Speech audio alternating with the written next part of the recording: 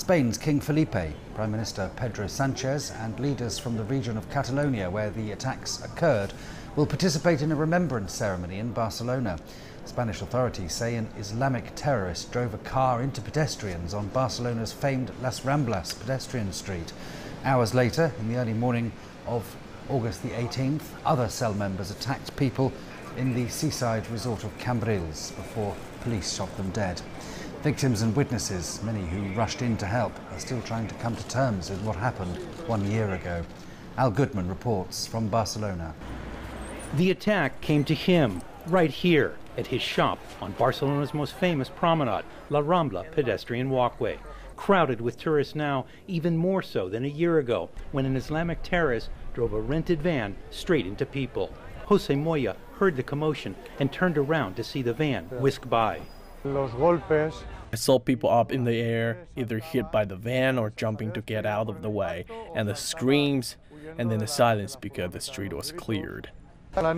He says a little girl somehow was unscathed just outside his shop. But over here, the van crashed into his display stands, and the noise alerted some up ahead to take cover.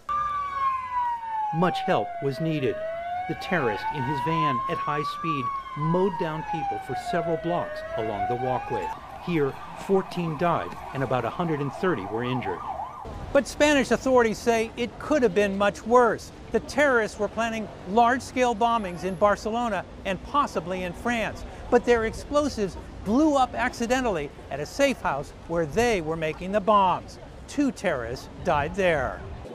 Other members of the cell then improvised vehicle and knife attacks. They struck first in Barcelona and hours later in the seaside resort of Cambrils, where police shot dead 5 terrorists.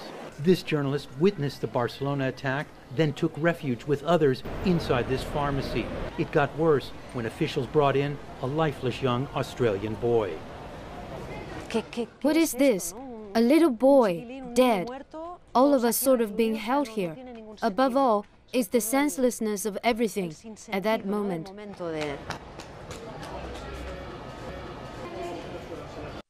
Psychologists treating the victims say the healing takes time. From that moment, many of these people wonder where a safe place is.